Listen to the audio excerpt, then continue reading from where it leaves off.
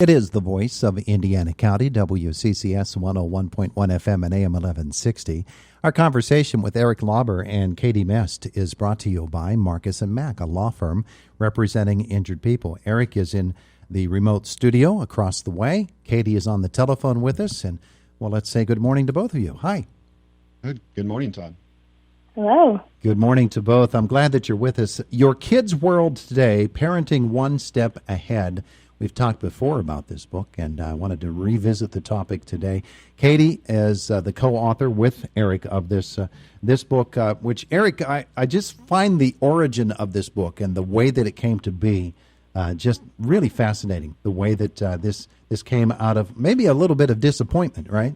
Yeah, we were having lack of success reaching parents in a grant that we had a couple of years ago, and it caught me off guard because I thought for sure I'd want to know about that stuff, but the students were telling me things that I didn't even know. They were telling me about Adderall in the high schools and around college, and I was surprised. I went back to my kids and I said, "Did you guys ever see Adderall?" And they go, "Oh, yeah, all the time, everywhere." I go, "Why didn't you tell me?" "Well, we don't tell you that kind of stuff, Dad." And then it dawned on me, there's a lot parents aren't being told about how the world is different today, because my assumption is the world's the same until I'm told it's different. So the students all jumped on that idea, and we happened to be teaching how to build a blog in one of my classes. So we started this blog more than a year and a half ago for parents, just what's different about the world today. And the students are excellent resources on that, and they do all the writing, and it's been a great experience.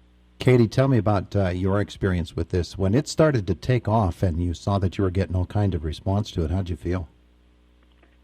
It was a really fun journey to get to the book because coming out of doing the workshops, attempting to get to parents with the workshops, we weren't sure how the blog was going to do. So when people started responding to it, it was a lot of fun to see that we were actually really informative on a lot of topics for a lot of people. You know, one of the things about it, as I look at it, Katie, I'm looking at some of the articles that you have written in here. These are really serious topics that parents do need to know about, don't they?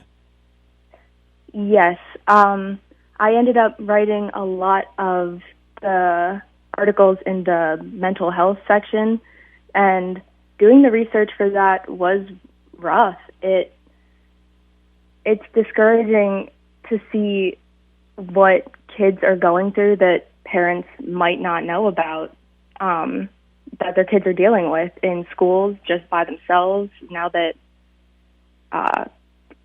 we had that long break with COVID, so I think parents would really benefit from just reading through, or even just looking at the blog to get some ideas to start doing their own research of what's out there. So, Erick, you're a dad, and you have this amazing group of students, all of but one of whom are graduates now, right? That's correct. Seth Wolcock, Morgan Ryan, Desmond Brown, Lily Worrell, they've all graduated. The only one I still have on that original team is Megan Donnie. Mm-hmm. But we've added 3-4 more students, so the blog continues at decodingtoday'syouth.com, and it's amazing. It's got a life of its own now. Yeah. Lots of things are happening around this. Yeah, and I would guess that with that particular format, the audience for it and the responses that you're getting are coming from not just in this region, but all over. Yeah, that's been remarkable. We only really told a lot of local people about it, and we were starting to use some of our email list to spread the word and my Facebook page. But as far as I can tell, it's now national. I mean, we have people replying that seem to come from states far away. And I just think it's word of mouth. It's been forwarded that many times. We've been on the blog and on Facebook since December of 2018, so I guess that makes sense that it would just grow organically. Mm-hmm. But we get hundreds and hundreds of reads every time we put up a blog. So it's pretty cool. The decision to make it into a book, and then Katie, you of course come on board as the co-author of this book. Talk about that and how making it into a book has actually helped parents to really sort through what would probably be a pretty daunting task to look through everything in the blog. Yeah. Katie, why don't you take that one? Sure. I think the book is a really good format for parents because we like to be able to refer back to things. A book is something that you can physically hold and flip through and look back and refer to another article. And I think that's an easier way to learn and retain a lot of sensitive topics, because I feel like we're so desensitized to reading that kind of stuff online anymore that our brain kind of filters through it a little differently. Do you find that parents of, I'm thinking of parents of high school students, maybe even junior high, and I hope not elementary, but probably, yes, some elementary, that they're different, or their reactions are different from, say, moms and dads whose kids are off in college for the first time and they're just scared to death of what they're running across? Definitely the case. And we interviewed lots of local parents in preparation for more blog posts and for this book. And the world's changing so rapidly that even younger parents have a different perspective than, say, older parents, because of what they grew up with: computers, internet, cell phones, all of that changed. Mm-hmm. And we do try to target our audience between 5th grade and, say, 10th grade. We think that's where a lot of rapid growth and a rapid change occurs. And that's a really good opportunity for parents to stay up on what's coming down the pike, what we can tell them about. And to follow up on Katie's response, the book also offers a chance to get to an audience that doesn't read blogs. And so that's a whole nother group of people that we hope we reach. And then just recently we started talking about doing a podcast, because there's a whole nother audience that doesn't want to read, they want to listen, as radio listeners are. So probably in a couple of weeks you'll hear us start talking about our new podcast that's got the same content and the same themes. Well, one of the things about it is the book is Your Kid's World Today. I can see Volume 2, Volume 3, Volume 4, Yeah. and I can see how this could really develop into something that can be a real changing force all across the landscape. I mean, this is something that parents need to take advantage of, and it's just, to me, as you look at the breadth of the topics that are covered and how well they're covered.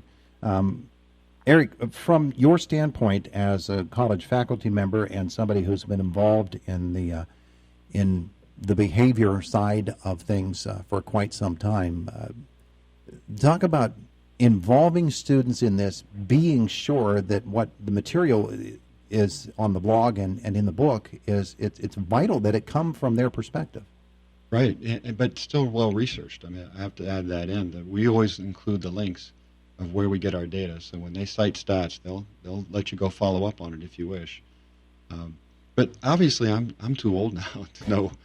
My kids are 26, 25, and 23, so I'm not that old. But what's going on in a 12-year-old's life today is different from what even my kids went through. So I need these younger students to help us figure this out. So the college students, a lot of them have younger siblings. Mm-hmm. So as we talk things out, they go, yeah, my little brother's going through that, or my little sister has this issue. And so that informs everything we do. Katie, you're just a young lady, of course. You're in Mechanicsburg now. But as a young lady, are you surprised by what you're hearing from the kids that are 5 or more years younger than you? I don't know about surprised, but it's definitely a lot different, even that 5-year difference. I mean, there's new technology, there's new apps that I never thought I would need for anything, but all of the kids have, like TikTok, and I don't even know anymore. Mm-hmm. But yeah. I mean, the number of topics covered, the resources, all of the links that come at the end of each section, which are so very, very important for parents to learn more. It's just, to me, one of the best things that I've seen come out of IUP or anywhere in a long, long time to sort of bridge a gap that threatens to really become unbridgeable without resources such as this. I just want to thank you both for being on the air with us today. And Erick, for folks who want to learn more about the project, maybe get their hands on the book, what do they need to do? Well, the book's available on Amazon, but there's been a kind of a big delay in getting it in the hands of people. I think they're having some printing issues. So we do have copies at the Book Nook and at Lucy Ray downtown here in Indiana, that they can get it for a discount there. But also, I just encourage people to find our blog. We're at today'syouth.com, decodingtoday'syouth.com. And we put up stuff every week, and people can find us sometimes on Facebook, and we'll be starting a podcast here pretty soon. It's called Your Kids' World Today, Parenting One Step Ahead. Erick Lauber and Katie Mest are your authors, with Seth Woolcock, Megan Donnie, Desmond Brown, Morgan Rinn, and Lily Worrell. Thank you so much for both of you for taking time out of your very busy day to spend with us. Thank you, Todd. Thank you. Have a great day. Thanks. It is the voice of Indiana County, WCCS 101.1 FM and AM 1160 M and